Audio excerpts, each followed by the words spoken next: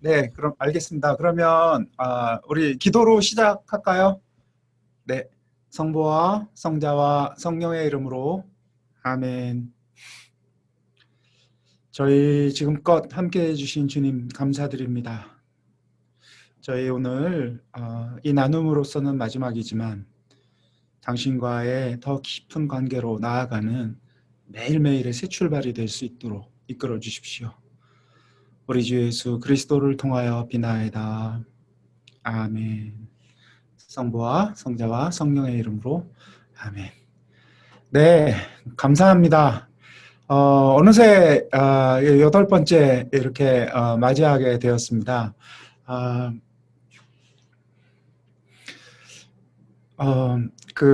네, 오늘 내용 먼저 제가 화면 좀 나누고 같이 내용으로 바로 들어갈게요. 오늘은 이제 넷째 주간의 두 번째 부분, 그러니까 마지막 영신 수련의 마지막 제목을 좀 나누려고 해요. 그것은 주제는 파견과 믿음입니다.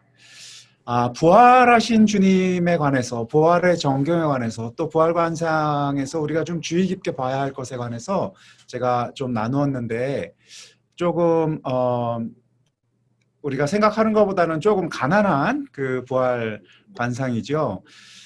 그러니까 관상 자체가 가난하다라기보다는 부활 자체가 굉장히 가난한 겸손하신 이런 부활이었습니다. 그래서 사실은 부활은 우리가 좀 딱 붙잡고 부활 안에서 살고 싶다 하는 그런 갈망들이 있어요. 저 역시 마찬가지고 우리 모두가 다 똑같을 거라고 생각합니다. 붙잡고 싶거든요. 그리고 이제 그 힘겨운 시간들을 다 지내고 정말 영원한 행복의 시간이 이렇게 이어진다라고 하니 그 시간 안에 좀 머물고 싶고 그 기쁨, 그 평화를 계속해서 간직하고 싶은데 이 부활의 얼굴의 또 한쪽의 얼굴은 다시 또 이별이라고 표현할 수도 있고요. 또 다시 이렇게 막 등을 이렇게 제가 당신께 보여야 하는 그런 대목이에요. 당신이 저에게 등을 좀 보였다면 이번에는 제가 당신께 등을 보여야 하는 그런 대목입니다. 파견이에요. 그러니까 이 파견된다라는 게 지금 우리가 8차례 이 강의를 쭉 따라오신 분들도 그렇고 중간에 오신 분들도 그렇고 사실 크게 50보 100보일 거라고 생각하는데 또 영신술에 나름 살겠다라고 이렇게 삶을 허언한 저 자신도 마찬가지이고요. 준비가 안 돼 있는 거예요.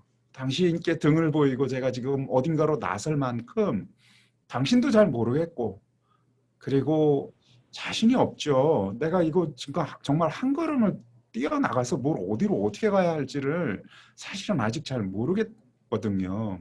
그래서 계속해서 우리 한편의 마음은 주님 제가 아직 준비가 좀 덜 돼 있으니까 조금 지금은 아닌 것 같습니다. 지금 제가 조금 더 좀 준비된 뒤에 당신을 좀 따르고 싶습니다. 이렇게 우리 좀 고백하게 돼요. 그런데 주님께서 우리의 그런 고백이나 우리의 마음과는 딱 반대로 아이 됐어 뒤로 돌아가 하고 이렇게 가라 하고 이렇게 지금 초대하시는 거거든요. 그냥 됐어 너는 뭐 이제 그냥 가버려가 아니라 아니 너 이제 좋게 괜찮아 내가 이제 너와 함께 있을 거야 하면서 이렇게 우리의 등을 보고 당신이 이렇게 미시는 게 이 부활의 또 한 얼굴입니다. 그래서 이 부활은 기쁨이면서 동시에 또 도전이에요. 뭐 이렇게 그냥 정말 좋다 하고 꽉 잡았는데 잡자마자 우리가 또 손을 놓아야 하는 이런 지금 사태가 부활의 한 얼굴입니다. 그러니까 그냥 잡고만 있다면 이거 부활이 아닌 거예요. 특별히 우리 복음 안에서 믿고 있는 크리스찬의 부활이 아닌 거예요. 부활은 파견으로 그 파견이 그 안에 있을 때 부활입니다. 그러니 오늘 지금 나누게 되는 이 파견이 우리에게 부활을 만나는 한 얼굴이라고 할 수가 있어요. 그러니 이 파견까지 가지 않은 부활은 아직 반쪽의 부활이 우리가 아직 부활을 생생한 부활의 신앙을 우리가 아직 못 사는 거거든요. 이제 그런 의미에서 이 파견이 이렇게 중요합니다. 파견한다라고 얘기했을 때 사실은 복음 안에 이렇게 다 여러 대목이 있는데 가장 극적인 대목들 몇 개가 있어요. 그 중에서도 극적인 것은 마테오 복음, 이 긴 복음의 맨 마지막 대목 28장 17절에 대목이에요. 이게 이제 16절부터 마지막까지가 제자들이 이제 11제자들, 그러니까 이제 겪을 거 다 겪은 분들이에요. 생각해 보세요. 이분들은 관상도 아니고 그냥 라이브로 당신 앞에서 예수님을 계속 겪으신 분들이에요. 그것도 한 번, 1시간 겪은 것도 아니고 몇 년에 걸쳐서 당신 앞에서 살고 도망쳤고 다시 또 용서받고 이걸 그냥 생으로 다 겪으신 그 분들이 모여있는 마지막 순간의 대목인데 그 17절에 가시처럼 이 대목이 하나 꽉 박혀 있어요. 이 와중에도 더러는 의심하였다. 이 와중에 다 끝나고 이제 다 종교에서 이제 가불불이 흩어지려고 당신이 파견하시는 이 와중에 이건 우리에게 굉장히 큰 가시처럼 어찌 이럴 수가 있을까 싶은 마음이면서 동시에 우리 자신의 가지고 있는 한 얼굴을 정말 적나라하게 드러내고 있는 한 대목이에요. 주님께서 이 더러는 의심하였다 대목 다음에 의심한 자는 왼쪽으로 너희들은 도저히 안 되겠다. 구제불능 빠지고 자 믿음이 단단한 자들만 내 이야기를 잘 들어라. 온 세상 만방으로 가서 성부 성자 성령의 이름으로 이 복음을 전하라. 이렇게 파견을 내가 너희와 언제나 함께 있겠다. 이렇게 파견을 하시는 게 아니라 이 도로를 의심하였다가 마치 없는 것처럼 마치 과로처럼 그냥 아무 일도 없었다라는 듯이 그 모두에게 파견을 지금 하고 계셔요. 그러하니 우리가 지금 이 마지막 이 파견에 임해서 우리 마음 안에 있는 한켠에서 우리 자신을 의심하기도 해요.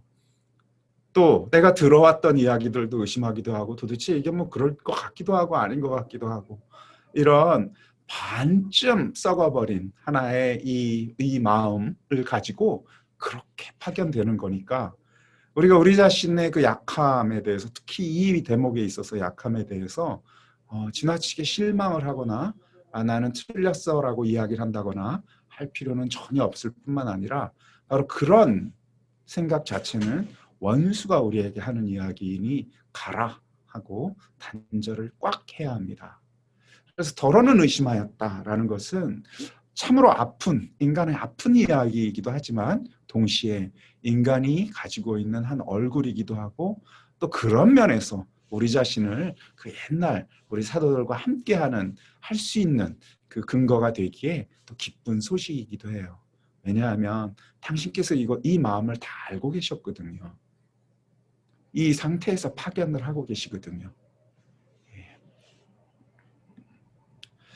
또 하나가 있어요. 더러는 의심하였다 안에 잘 녹아있긴 하지만 더 아주 적나라한 것은 이 증언자를 떠나보내시는 그리스도인데 자 제가 왜 증언자 앞에 좀 괄호를 지금 쳐놨거든요. 이건 좀 이유가 있어요. 이 증언자라고 주님께서 최초에 그 선택하신 분들이 증언력이 없는 사람들이에요. 2000년 전도 그렇고요. 오늘날도 엄격한 그 유대 전통 안에서는 증언자는 성인 남성 2명이에요. 그러니까 왜 옛날에 우리 수산나를 그 원로 2명이 그 회랑에서 고발하여 그 죽음의 위기 속으로 몰고 가지요. 이렇게 항상 그리고 또 예수님께서 둘씩 짝지어서 보냈지요. 이렇게 하신 이유는 이게 다 법을 좀 따라야 하기 때문에 그래요. 어떤 귀한 하느님의 증언을 하기 위해서는 성인 남성 2명이 그렇게 같은 이야기를 할 때 증언력이 있어요. 그런데 지금 예수님께서 부활을 하셔서 이제 좀 증언을 하도록 나의 부활을 증언하도록 형제들에게 가서 알리도록 파견한 사람들 또 세상에 가서 알리도록 파견한 최초의 가장 중요한 파견자들이 여성이에요. 복음이요. 5천 그 옛날에 복음을 막 이렇게 양피지에도 쓰고 뭐 어디 파피루스에도 쓰고 뭐 어디에도 막 썼는데 오늘날까지 남아있는 그 조각조각을 다 모아보면 한 5,000개 정도 돼요. 5,000개. 이 전체 다 모아진 지난번에 제가 코덱스라고 이렇게 모아진 것들 말고 이렇게 조각조각 된 거를 다 모아보면 5,000개 되는데 그렇게 이렇게 증언, 이 5천 개 되는 것들을 우리가 쓸 때 오늘날 지금 생각하듯이 막 상상력에 의해서 그런 것들을 막 쓰는 게 아니에요. 똑같이 본대로 점 하나도 틀리지 않고 똑같이 본대로 쓰는데 맨 처음에 썼던 사람들, 이 복음을 썼던 사람들도요. 내가 생각하기엔 이거는 아닌 것 같아. 이렇게 쓸 수가 없었어요. 그들은 써야 할 것들을 내가 이해를 하던 못하던 그런 일이 고스란히 있었다라면 가감없이 고스란히 써요. 그러니까 세월이 그렇게 많이 흘러가고 사진이 있는 것도 아닌데 그 많은 성경 말씀들이 생각보다 훨씬 비슷해요. 똑같아요. 생각보다 그렇게 변형이 많지 않아요. 점이라든지 이런 것들이 뭐 번지고 뭐 하는 것들은 있을지 몰라도 이게 마음대로 막 그 5천 쪽에 그 많은 것들이 생각보다 굉장히 비슷해요. 그만큼 하느님의 말씀을 감히 쓰는 데 있어서 자의적으로 자기가 더하고 덜하고 이러질 않는 거예요. 그랬는데 그럼에도 불구하고 이렇게 많은 무엇인가 성경을 쓸 때 사람들이 이건 정말 아니야. 이렇게 써서는 안 될 것 같아 라고 해서 이렇게 좀 정말 이거는 너무 아닌 것 같아 라고 얘기해서 주저주저한 대목들이 있다라고 해요. 그 대목 중에 가장 대표적인 게 바로 부활하신 주님을 증언하는 게 여자였다라는 게 최초의 우리 신앙의 어른들이 가장 주저했던 바라고 해요. 그러니까 최초의 부활을 증언했던 이야기의 등장인물들이 자꾸 막 다 틀려요. 3명, 2명, 1명 막 이래요. 우리 사복음서만 해도. 그만큼 이 부분들이 사람들이 그냥 만약에 어떤 남성 2명이요. 그 주님 부활을 증언했으면 사복음서가 틀림이 없이 똑같았을 거예요. 그런데 이게 좀 너무 좀 그렇거든요. 그러니까 더하고 덜하고 하는 것들이 많은데 어찌됐건 지금 중요한 건 뭐냐면 증언자를 주님께서 이 귀한 가장 중요한 사건의 증언자를 파견하시는데 자격이 안 되는 사람들을 지금 파견하신다라는 데 포인트가 있어요. 요점이 있어요. 다시 말해서 의심하는 자까지도 뭐 그렇다 치겠어. 그런데 의심을 하는 그 의심하는 자 무엇인가 이건가 싶은 이 자신의 의심도 있지만 무엇보다도 다른 사람들이 보기에도 나는 이런 이야기를 할 만한 자격이 안 되는 사람이라는 게 명백한 사람들, 이런 사람들을 주님께서 선택하여 예수 그리스도의 부활을 증언하도록 파견하고 계셔요. 이게 지금 부활 사건 맨 처음에 일어난 일이고 지금도 마찬가지로 부활을 증언하는 자들은요. 세상 앞에 이렇게 딱 썼을 때 왜 우리가 청문회 같은 거 보면은 알고 보니 저 사람 참 웃기는 사람이다 뭐 이렇게 보이는 경우들도 꽤 많이 있잖아요. 뭐 그렇게 청문회까지 가서 널 조사할 것도 없이 그냥 누구나 다 알듯이 설마니 저 친구가 뭐 저런 거룩한 얘기를 하겠어. 만약 저런 거룩한 얘기가 저 친구한테서 나온다면 그거는 거룩한 이야기 자체가 아닐 거야 싶은 그런 아주 그런 하대하는 마음, 멸시하는 마음, 아무것도 아닌 마음이 들 수밖에 없는 자들을 주님께서 선택하여 증언을 하고 계신다라는 사실은 2000년 전이나 지금이나 변함이 없습니다. 그러니 우리가 지금 이제 주님의 증언을, 주님의 파견을 받아서 가는 자라면 우린 두 가지의 아주 그 2000년 전에 우리의 어른들, 신앙의 우리 선배들, 성인들과 함께 우리가 공유할 수 있는 두 가지 점은 뭐냐면 한켠에서 이거 정말 이런 거야? 싶은 의심. 또 한편에서는 내가 이런 얘기하면 사람들이 나 비웃을 텐데 너나 잘 살아라 라고 얘기할 텐데 이런 얘기 해봐야 사람들이 감동은커녕 나를 웃기는 사람이다라고 얘기를 할 텐데 싶은 그 자기 판단들 혹은 사람들의 손가락질들이 마치 우리 편에서 좀 그거는 없어야 되지 않을까 싶은 바로 그것이 있다면 이제 증언, 파견하도록 주님께서 선택하셨을 가능성이 많아요. 그게 뜻밖에도 주님의 파견이 가지고 있는 이 특별한 특징들입니다. 그래서 오늘 우리 이제 이 파견에 관련하여 제가 기도 주제 한 3개 정도 나누고 싶어요. 그것을 좀 나누겠습니다. 나눴던 말씀들이 우리 복음 안에 이제 켜켜 있어요. 제가 복음을 뭐 마태오복음, 마르코복음, 요한복음 이렇게 여러 개를 지금 이렇게 올렸는데 이걸 다 하시라는 말씀은 아닌데 한번 이게 길지도 않아요. 읽으시는데 3분도 안 걸립니다. 그냥 한번 천천히 이 내용들 병행구절이라고 우리가 보통 하는데 조금씩 말마디가 달라요. 맨 마지막에 28장 16절서부터 그 막 끝까지는 방금 전에 말씀드렸던 이 파견의 모습이고요. 앞에 세 개의 성경 구절들은 이제 제자들을 이렇게 파견하시는 그런 마음들이 거기 잘 나타나고 또 그 부족한 사람들을 선택하셨던 것들이 아주 잘 나타나요. 그래서 증언 능력이 없는 증인들이 여기 그냥 계속 등장을 하고 있고 이 제자들의 마음 또 사도행전을 보면 이 그냥 하나님께서 우리를 지금 두고요 떠나셔요. 루카복음의 전통이에요. 이게 루카복음 사도행전은 같은 저자라고 우리가 이야기하는데 이 떠나시니까 이게 파견을 받은 사람들이 어떻게 하고 있느냐면 하늘을 쳐다보고 있어요. 하늘을 쳐다보고. 그러니까 천사가 나타나서 왜 여기 이러고 멍하고 있느냐라고 지금 이야기해요. 우리가요 지금 파견을 받는 자가 딱 이 마음이에요. 주님 이건 뭐 어떻게 하라는 거야 하고 하늘을 지금 쳐다보고 있어요. 예, 저는 뭐를 지금 갑자기 저보고 뭐 어떻게 어디로 가서 뭘 해야 할지 아무것도 모르는 상태에서 그냥 당신은 가라고만 하고 가버리시면 어떡하시냐고 우리가 하늘을 기도하면서도 쳐다보겠죠. 무릎도 꿇을 수도 있고요. 막 외칠 수도 있어요. 그런데 그렇게 하늘을 쳐다보고 있는 우리에게 천사가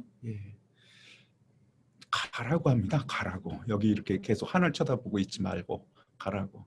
성령께서 이제 오실 것이니 그 힘을 받아서 하라고 하는데 이제 다른 복음들은 성령이 함께 이렇게 오시죠. 여하튼 지금 우리의 관성 쭉 해오던 방식 나는 할 수 있는 게 없어. 나는 어디로 지금 갑자기 내가 어디 갈 곳도 모르겠고 그리고 나의 한계를 이제 내가 좀 많이 알고 있기 때문에 난 지금 어떡하라고 와 같은 이 마음들이 제자들의 마음입니다. 이 파견하는 마음. 그럼에도 불구하고 주님께서 파견하는 이 갈피갈피마다 공통적으로 하시는 말씀이 있어요. 가라와 너희와 내가 함께 하겠다라는 약속이에요. 가라와 너희와 함께 하겠다라는 이 약속. 이 약속은 내가 이걸 함께 당신이 저와 함께 하고 있다라는 것을 우리가 이렇게 이해할 수가 있어요. 지카리아처럼 주님 어떻게 그런 일이 있을 수 있겠습니까? 라고 지카리아가 물을 때 그때 지카리아가 증거를 달라는 물음을 하거든요. 내가 이게 어떻게 이게 카타티라는 표현을 쓰는데 증거를 달라고 하는데 주님께서 증거를 주시지 않았어요. 그냥 그로 하여금 증거 내가 당신 이렇게 함께 하겠다라는 이 어떤 주님의 모든 말씀에 대해서 내가 못 믿겠으니까 당신 그걸 날 증거를 주십시오라고 얘기할 때 증거를 주시는 대신 시간을 주셨어요. 지카리아에게 침묵의 시간을 주셨어요.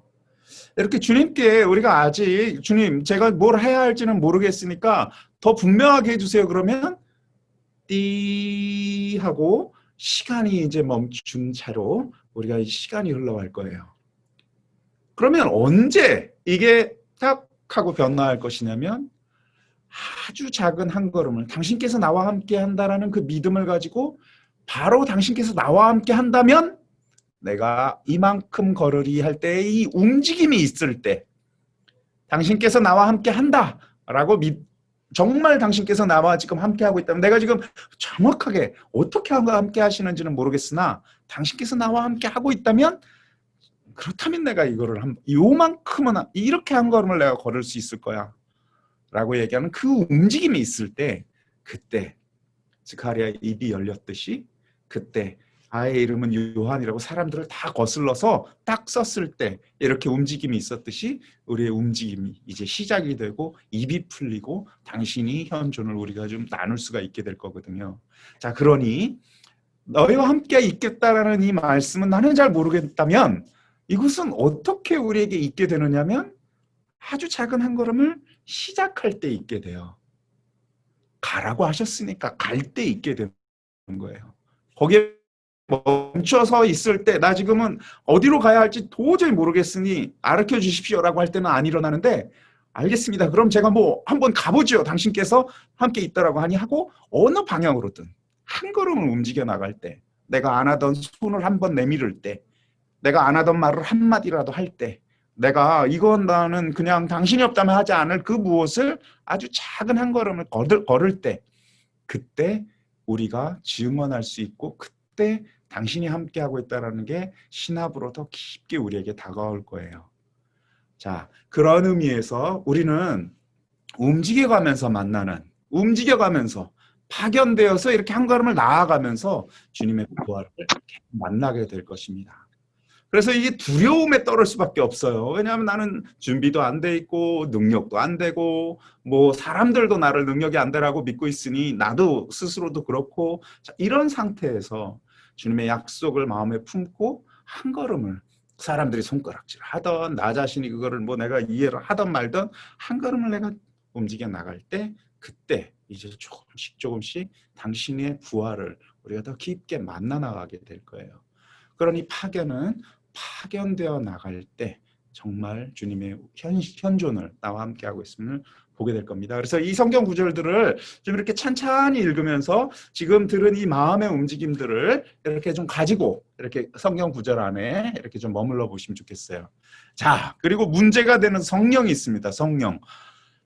성령이 와야 내가 뭘 하지. 성령이 와야. 성령이 안 와가지고 그 힘이 없으니 내가 뭘 할 수 있는 게 없다. 이게 우리의 수많은 그 변명입니다. 근데 이 성령에 대해서 너무나 큰 오해가 있어요. 일단 성령이 무엇이냐? 이 성경 말씀대로 우리가 성령을 좀 이해를 할 필요가 있습니다.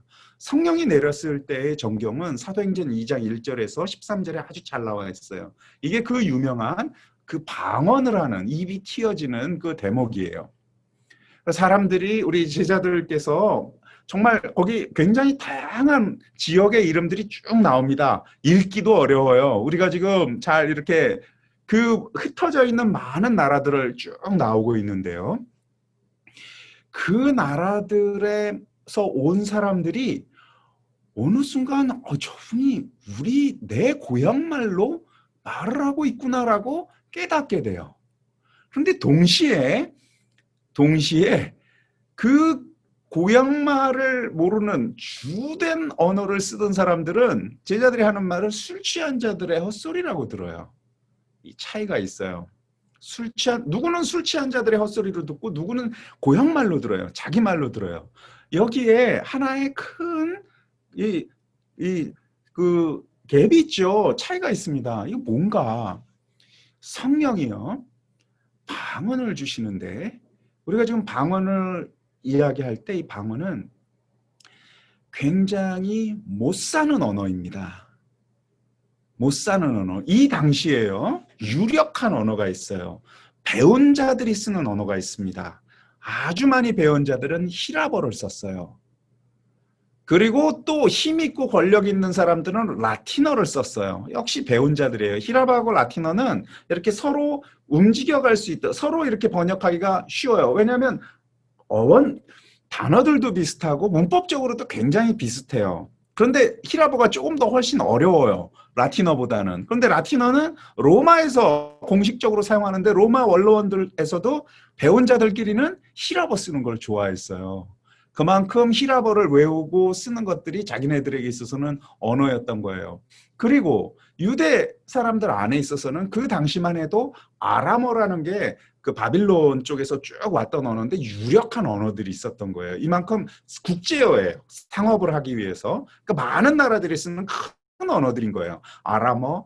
그것은 이제 일상적으로 생활을 하는 사람들, 그러나 국제어, 바빌론 사람들부터 해서 쭉 해서 지금은 이라크, 저 시리아, 뭐 이쪽 위로 해가지고 큰 나라가 쓰는 언어였거든요. 그런데 문제는 지금 아람어나 히라버나 라틴어를 지금 이 사람들이 썼다라는 얘기가 아니에요. 변두리말을 쓴 거예요. 변두리말.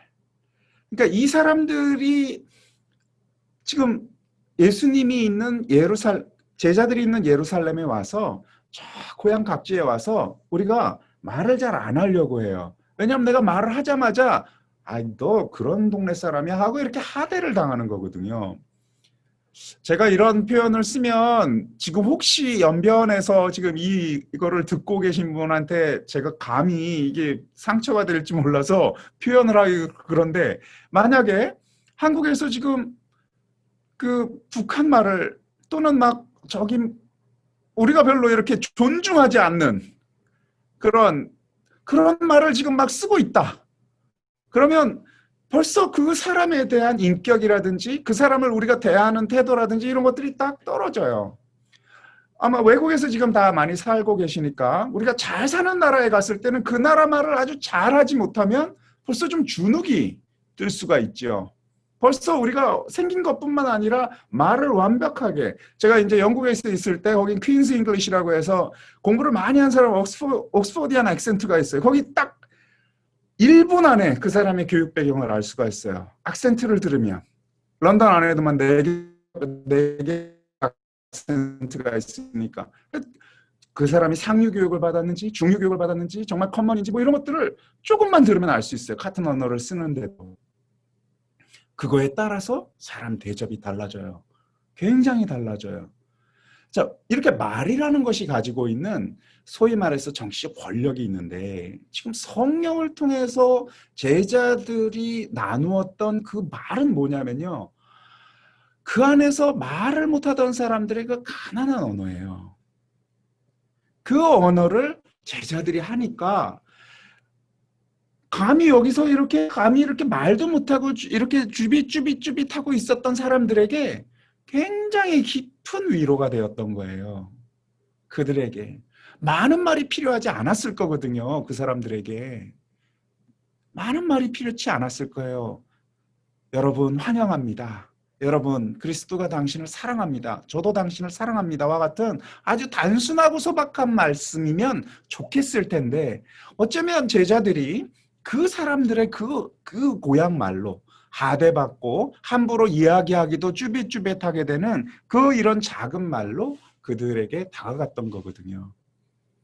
그러니 성령의 열매로서, 또 특별히 성령의 방언이라고 얘기했을 때는 말만이 아니에요.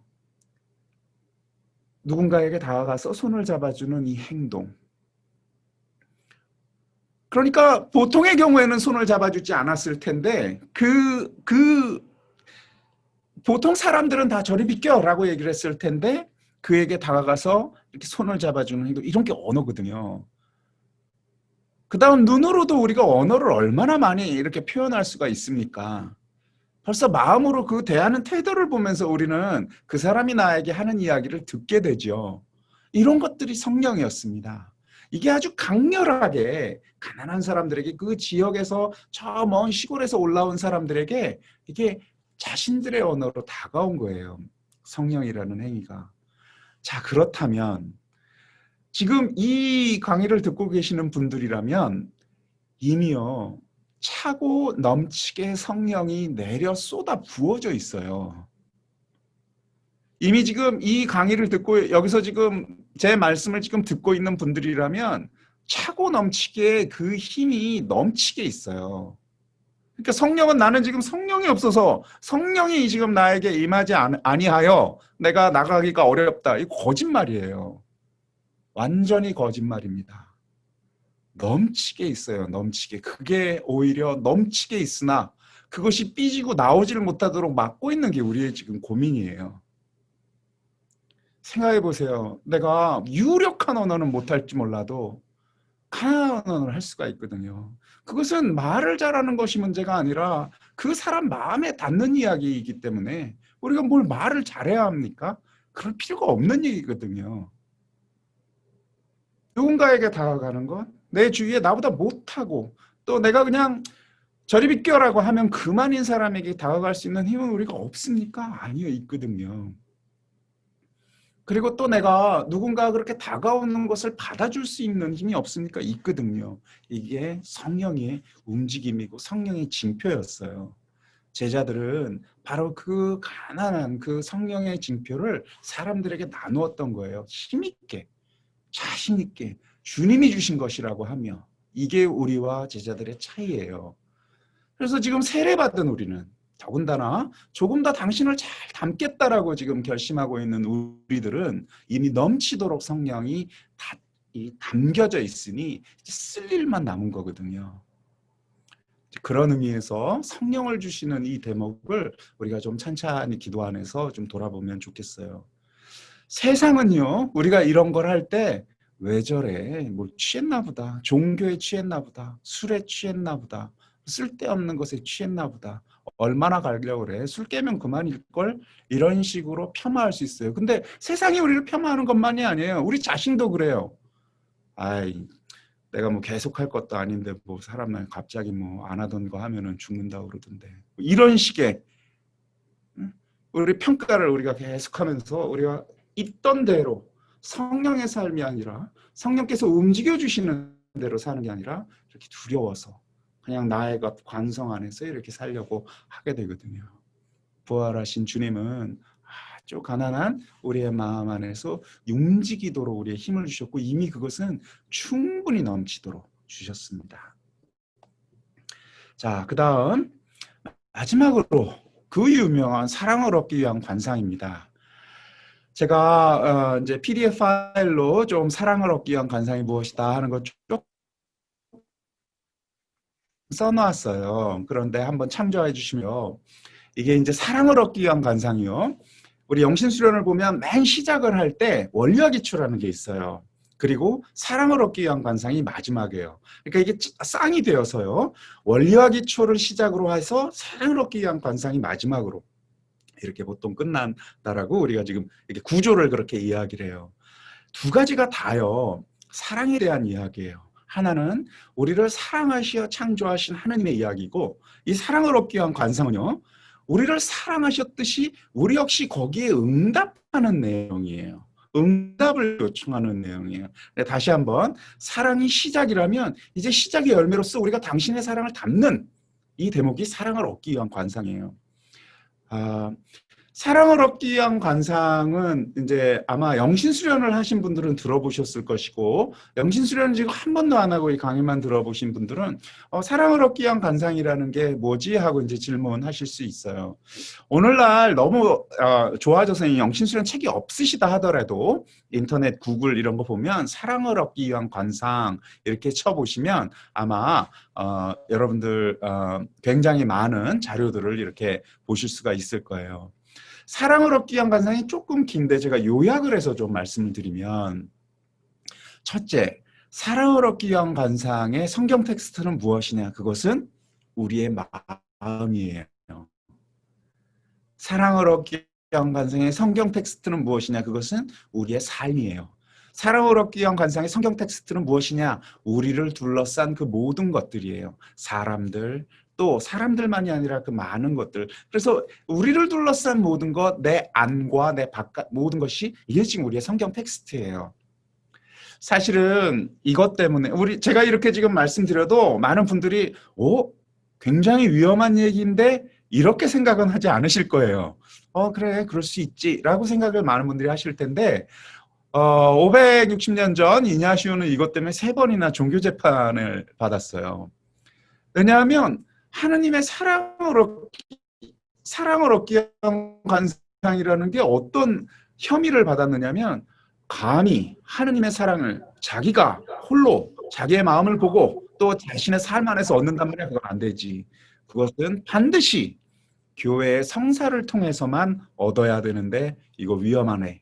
이렇게 종교 재판을 받게 됐거든요. 그 당시에 다들 아시다시피 이제 개신교가 이제 교회에서 이제 떨어져 나가면서 오로지 하느님으로부터 직접 사제든 교회든 다 필요 없이 직접 하느님으로부터 은총을 받는다라는 주장을 하게 되니까 사랑을 얻기 위한 관상이 마치 그런 주장인 것처럼 이해가 되었던 거예요. 그래서 우리가 지금 이 기도를 하면서 사랑을 얻기 위한 관상은 교회는 필요 없어. 신부도 필요 없어.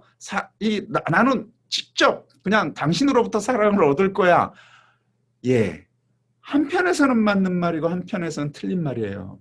사랑을 얻기 위한 관상은 나를 둘러싼 그 모든 것을 긍정하는 것이지 나를 둘러싼 그 모든 것을 다 배제하고 나는 하느님과 나와 하느님 사이를 이렇게 연결할 거야. 이것은 사랑을 얻기 위한 관상과는 아무런 상관이 없어요. 사랑을 얻기 위한 관상은 다시 한번 말씀드리지만 나를 둘러싼 이 모든 것이 이 모든 것 안에서 모든 것을 통해서 하나님께서 움직이고 계시고 바로 그것을 통해서 내가 하나님을 닮고 하나님처럼 내가 하나님 사업에 동참해야 되겠다라는 그 움직임을 발견하는 고백하는 거거든요. 그래서 사랑을 얻기 위한 관상이 실은 우리가 지금까지 쭉 수행해온 이 영신수련의 사실은 요약본이라고도 할 수가 있어요. 사랑을 얻기 위한 관상, 이 마지막은 반드시 다른 기도 다 안 하셨어도 마지막 우리가 지금 성탄을 맞이하기 직전에 꼭 한번 해보시기를 추천드려요. 사랑을 얻기 위한 관상을 위해서 사랑을 얻기 위한 관상 기도 자체가 지금 계속해서 사랑이라는 표현을 쓰고 있으니 이 사랑이 무엇인지 이냐시오는 두 가지 점에서 특징이 있으니 이것을 반드시 마음에 염두에 두어라 라고 이야기하고 있어서 꼭 나눠야 돼요. 자, 첫 번째, 사랑은 말보다 행동이다. 이거 뭐 너무나 많이 들어본 얘기죠? 너무나 이게 뭐 유행가 가사에도 있는 것 같고 뭐 우리가 익숙한 것 같아요. 사랑은 말보다 행동이다라는 이 표현이 맞는 이야기죠. 사랑은요. 지금 주님께서 지금 사랑을 얻기 위한 관상에서 이야기하고 있는 이 사랑의 주체가 누구냐면요. 주님이면서 이제 동시에 우리예요. 그러니까 주님께서 우리를 사랑을 어떻게 하셨느냐면 주님께서 사랑을 우리에게 나 너 사랑해라는 이 말씀이 아니라 온 삶으로 우리를 기다려주시고 품어주시고 또 파견해 주시는 것으로 우리를 지금 사랑하고 계시거든요. 믿을 만한 사람 또 쟤 잘할 거야 라고 해서 파견하시는 게 아니라 예, 당신 마음은 정확하게 저희는 모르겠지만 부족하고 또 부족해도 그럼에도 불구하고 내가 너에게 나의 사명을 나누겠다라고 하는 그 파견이거든요. 그러니까 이것은 사랑하는 사람이 가장 사랑하는 사람과 나누고자 하는 그 결단이고 행동이에요. 그래서 당신께서는 지금까지 우리를 낳게 하시고 기다려주시고 또 파견하시면서 또 기다리셔야 하는데 바로 이런 행동이 당신이 우리에게 하신 행동이라고 하면 우리 역시요 이제 난 누군가를 사랑을 해야 되겠다라는 결심 네 좋아요. 그런데 우리가 지금 이제 얻기 위한 이 사랑은요 뭐뭐뭐뭐 해야지 뭐뭐 사랑이라 이런 걸 거야가 아니라 정말 아주 작은 것이라도요 몸이 움직여가야 합니다. 그런데 이 행동이라고 이렇게 표현을 하니까 약간 본래적인 의미가 약간 퇴색이 됐는데 이 행동이 이 행동이 말하고 있는 그 중요한 것은요. 안 하던 거라고 이해하시면 됩니다. 안 하던 거. 말이라고 얘기하는 건 하던 거라고 우리가 이해한다면요. 여기서 지금 사랑은 말보다 행동이라고 했을 때 이 행동은 안 하던 겁니다. 그러니까 내가 그동안 하지 않던 것. 그러나 이것이라고 고백할 수밖에 없는 바로 그 무엇. 이게 지금 행동이 의미하는 바예요. 그리고 교회가 얘기하는 회심의 특징입니다. 회심은 메타노이아라고 얘기하는 그 회심은 방향을 바꾸는 거예요. 회심은 이런 겁니다. 이런 게 아닙니다. 첫째, 저렇게 사는 게 바른 삶이야. 내가 저렇게 살아야 되는데 내가 지금 한 70%밖에 못 살고 있어. 내가 회심을 해서 90% 살아야 되겠다. 이게 회심이 아니에요. 교회가 얘기하는 회심은. 나는 지금 저게 바른 삶이라고 생각을 했는데 저 방향이 아니라 이 방향이구나 하고 방향을 바꾸는 것. 이게 회심이에요. 그러니까 내가 조금 더 열심히 살아야지라고 생각했던 그 열심히가 아니라 나 그동안 이 방향이라고 안 생각했는데 주님이 뒤에 계셨네 하고 고개를 돌리는 것. 이것이 회심이거든요. 이때 말하는 사랑은 말보다 행동이라고 할 때 이 행동이 바로 그 회심의 행동을 뜻해요. 그러니까 내가 지금까지 그럼 이러이러한 거 더 해야지라고 생각했던 바로 그것조차도 내가 지금 하기가 힘든 판에 뭘 지금 내가 어디로 가야 하는지도 모르는 다른 방향을 하겠어라고 우리가 지금 주저앉기가 쉬운데 사람은 신비하고 위대합니다. 잘 고민해 보시고 또 주님께 청하시면 주님께서 다른 방향을 가르쳐 주실 거예요. 그리고 내내 말씀하셨던 것은 그 다른 방향에는 무엇이 있느냐면 가난과 모욕과 업신여김이 있습니다. 그쪽 방향에 있어요. 자, 다시 한번. 그래서 사랑은 말보다 행동이라고 했을 때 행동은 안 했던 방향이라는 사실을 좀 염두에 두셔야 합니다. 그래서 거기로 한 걸음을 좀 내디디셔야 합니다. 그 다음 두 번째, 사랑은 주고받는 그 행위다라고 이렇게 두 번째 이냐시오가 아주 강조를 하고 있어요. 주고받는 행위다. 이제 좀 이해가 된다. 그리고 마음에 든다 하시는 분 꽤 많을 거예요. 야, 내가 이거 지금 이게 사랑을 줘야 하는 건데 결국 그렇지, 사랑은 받는 것도 있어야지 어떻게 주기만 할까, 이렇게 우리가 지금 안도하실 수도 있는데 그렇지 않을 겁니다. 왜냐하면 여기서 주고받는 행위라고 얘기했을 때 사랑은 주님께 청하는 것만이 사랑, 주님께 청하여 주님께서 주시는 것만은, 주님께서 우리를 사랑해 주시는 것은 반쪽 사랑이에요. 다시 말해서 이냐시오가 지금 사랑을 이야기할 때 우리가 지금 하려는 한 사랑은 첫째, 안 하던 방향으로 회심하여 움직이는 것인데, 두 번째, 사랑은 받는 것만이 아니라 주는 것이라고, 주고받는 것이라고 얘기할 때 이 사랑의 주고받음은 하느님께 사랑을 청하기만 해서는 그것은 사랑이 아직 아니라는 얘기를 하는 거예요. 주님, 제가 사랑이 없습니다. 사랑할 힘이 없습니다. 주님, 저로 하여금 사랑의 마음을 주십시오. 이 기도는 아직 반의 기도예요. 반의 기도. 주님께서 이렇게 얘기하실 거예요. 다 줬다. 다 줬어. 그러면 우리 편에서 이 사랑을 이야기할 때 이 사랑은 무엇이냐면, 우리 편에서 당신을 위하여 무엇인가를 내놓는 것이 있을 때 이제 사랑이 되는 거예요. 이제 사랑이. 그러니까 지금 우리가 사랑을 얻기 위한 관상 너무 좋잖아요. 사랑을 내 안에, 사랑이 넘치면 얼마나 좋을까 하는데, 바로 이 사랑은 주님께서 주시는 것만이 아니에요. 내 편에서 당신께 드리는 것이 있을 때 이 사랑이 반과 반이 딱 해서 이제 지금 우리가 얻게 되는 사랑을 얻게 되는 거거든요. 그냥 당신이 사랑을 나에게 딱 부어주셔서 그 사랑으로 살면 되는데 내가 뭘 어떻게 지금 사랑을 거기다가 뭘 더해야 이게 사랑이 된다라고 하면 불순물이 끼는 것처럼 느껴질 텐데, 맞아요. 불순물이기도 해요. 그런데 주님께서 너무 가난하여 그 불순물이 꼭 필요하다라고 지금 이야기하시는 거거든요. 우리의 부족하고 잘못될 수도 있는 사랑이, 우리의 그 제대로 판단이 안 됐을 그 아직 어설픈 그 사랑이 당신의 사랑에 필요하다라는 거거든요. 당신이 겸손하여 우리의 사랑이 필요한 사랑으로 당신이 지금 그렇게 사랑을 만드셨어요. 그러니 우리 편에서 응답하지 않는 사랑, 우리 편에서 한 걸음 내디딛지 않은 사랑은 주님께서 사랑으로 뭘 하실 수가 없어요. 그만큼 우리 주님이 겸손하고 가난해요. 이 하잘것없는 우리의 사랑이 당신의 사랑을 완성하는데 그렇게 필요하다라고 요청하고 계시는 거예요. 그래서 지금 우리가 사랑을 얻기 위한 관상에서 이 사랑은 어떤 사랑이냐? 주님이 주시는 사랑이 아니에요.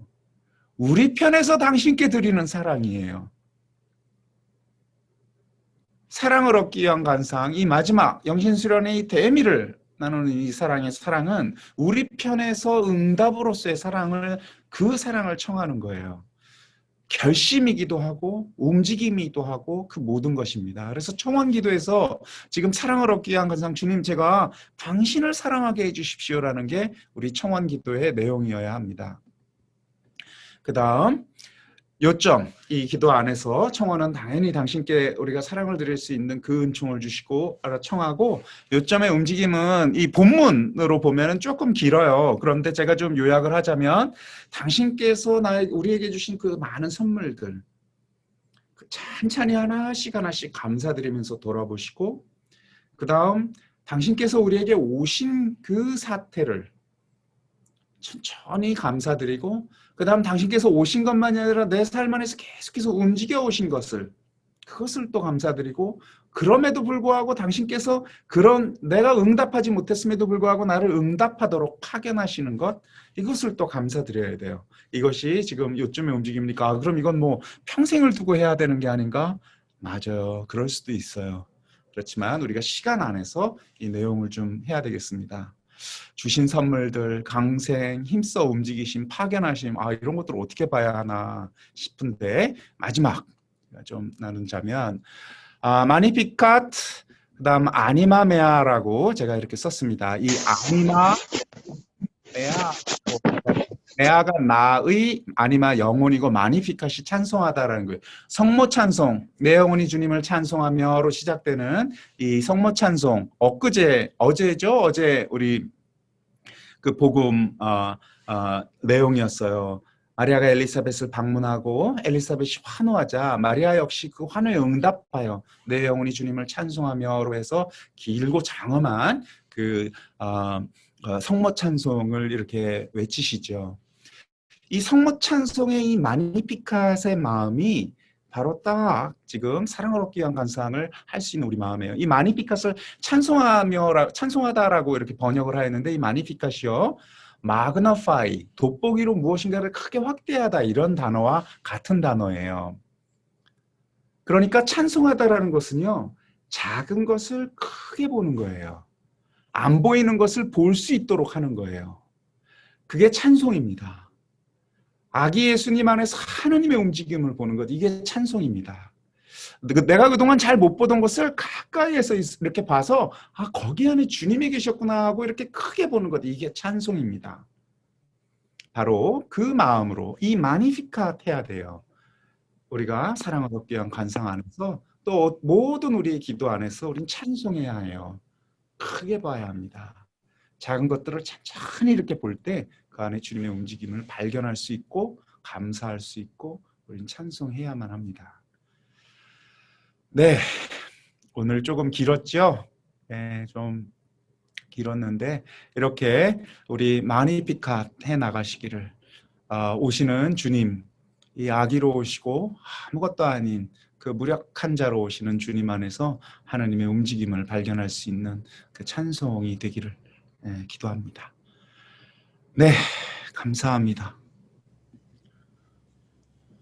네, 신부님 너무 감사드려요. 참 흔쾌히 저희 그 후원에서 요청드린 것을 대답해 주셨고 8번 쉽지 않았을 텐데 기쁘게 또 이렇게 잘 우리가 대림절을 잘 준비할 수 있도록 도와주신 것 정말 감사드리고, 우리 감사로 우리 손을 흔들고 또 감사의 인사를 전해 주시죠. 예. 네, 감사합니다. 감사합니다. 감사합니다. 정말 감사합니다. 네, 너무 수고하셨습니다. 예. 감사합니다. 아유, 신부님 메리 크리스마스. 예, 메리